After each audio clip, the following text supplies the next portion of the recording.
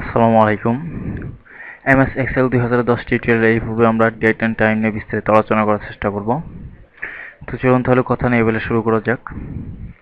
প্রথমে আমরা দেখে নেই যে প্রথমে আমরা যে ফর্মুলা বা সূত্রটি জানবো সেটি হলো আজকে কত তারিখ, সেটি সেটি দেখার ফর্মুলা।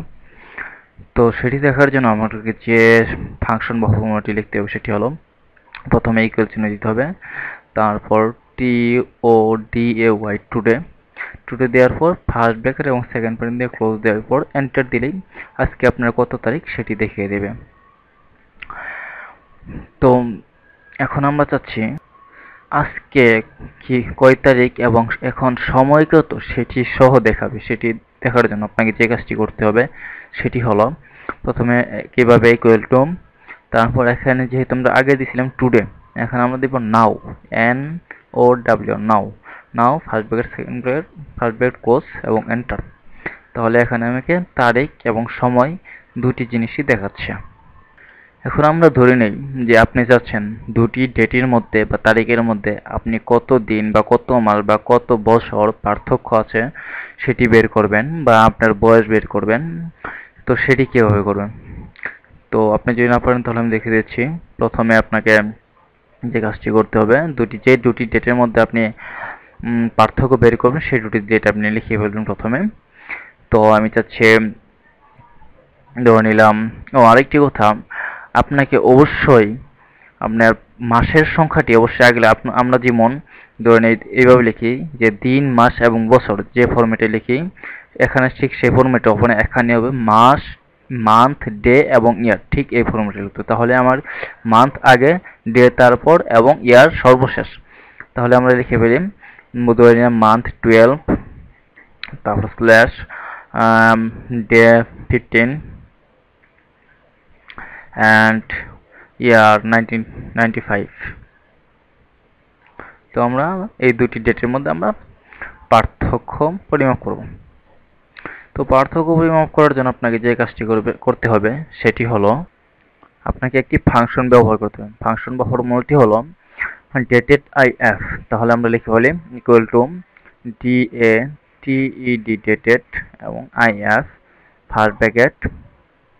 আমাকে যেহেতু প্রথমটি এবং তৃতীয়টি আছে, একটা আছে D6, তো আমরা লিখে বলি D6, এবং দ্বিতীয়টি আছে E6। এই দুটির মধ্যে যদি আমরা পার্থক্য, তাহলে আমরা তারপর এটি দিয়ে দিলাম। এখন আমরা আরেকটি আমাদের যে ফাংশন টুডে এখানে দেওয়ার দরকার পড়বে না। তো আমরা যেহেতু আমরা বছরের পার্থক্য দেখে যাচ্ছি, তাহলে বছরের পার্থক্য দেখার জন্য দিতে হবে ওয়াই। তাহলে আমরা দিয়ে ফেলি ওয়াই ফার্স্ট ব্র্যাকেট কোস এবং এন্টার। তাহলে দেখা যাচ্ছে দুটি তারিখের মধ্যে আমাদের 18 বছর পার্থক্য আছে। তো আমরা ঠিক একইভাবে দুটি তারিখ না লিখে শুধু আমাদের তারিখ থেকে, পূর্বের তারিখ থেকে বর্তমান তারিখের মধ্যে কিন্তু আমরা পার্থক্য বের করতে পারি। সেটি দেওয়ার জন্য আপনাকে যে কাজটি করতে হবে সেটি হলো পূর্বের ডেটের সাথে আজকের যে ডেট আছে সেটির সাথে পার্থক্য করতে চাচ্ছেন, তাহলে আপনাকে যে ফাংশনের সাথে প্রথমে ফাংশনটি লিখে বলি equal to dated if first bracket, তারপরে আমাকে যেহেতু ডি সিক্স দিয়ে নিলাম, কমা, তো আজকের দিন তাহলে টুডে, TODAY টুডে, কমা, তারপর আপনি যে ইয়ার বা মান্থ বা ডে বের করে সেই অনুযায়ী আপনি দিবেন। যদি ইয়ার হয় তাহলে ওয়াই, ডে হলে ডে এবং মান্থ হলে আপনি বুঝতেই পারছেন। তাহলে আমরা যদি ইয়ার বাই করতে হলে ওয়াই দেই এবং ফার্স্ট ব্র্যাকেট ক্লোজ করি, এন্টার দিই। তাহলে দেখা যাচ্ছে আমাদের আজকের দিনের সাথে 18 বছর পার্থক্য আছে। তো আমরা এখন চাচ্ছি যে আমাদের আমাদের জন্ম ইয়ার ওই তারিখ থেকে আমাদের মোট বছর কত হয়েছে সেটি বের করব। তো আমরা বছর তো বের করে ফেলেছি, এখন আমরা নিচে যাচ্ছি বর্তমান মাসটা বের করব। তো বর্তমান মাসটি বের করার জন্য কি হবে, equal to DATED dated if first bracket D6, কোনো পরিবর্তন নেই, D6, তারপর টুডে, TODAY টুডে, তারপর টুডে ভিডিও সম্পূর্ণ করি, তারপর কমা, এবং যেহেতু আমাকে মাস বের করতে হবে, এখানে একটু জন্ম তারিখ বের করতে একটু আছে, সেটি হলো যদি আমি মান্থ দিয়ে দিই তাহলে আজকের দিনের সাথে আমি যে তারিখটি দিচ্ছি সেটি কত মান্থ আছে সেটি দিয়ে দিবে। কিন্তু আমি যদি ওয়াইএম দিয়ে দিই তাহলে আমার বছর গণনা করার পরে আর কত মান্থ অবশিষ্ট আছে সেটি দেখাবে। তাহলে আমরা এখানে দিব ওয়াইএম এবং ফার্স্ট ব্রেক এবং এন্টার। তাহলে দেখা যাচ্ছে আমাদের 9 মাস। এখন আমরা দিন বাই করব, তাই কিভাবে ইকুয়াল টু DAT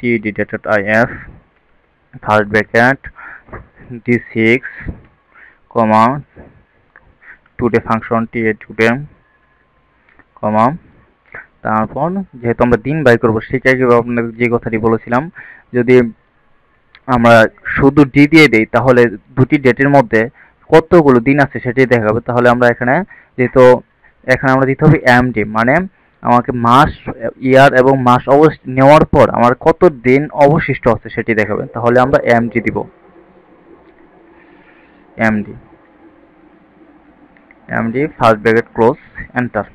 তাহলে দেখা যাচ্ছে আমাদের 5 দিন অবশিষ্ট আছে। তাহলে আমরা এখানে দেখতে পাচ্ছি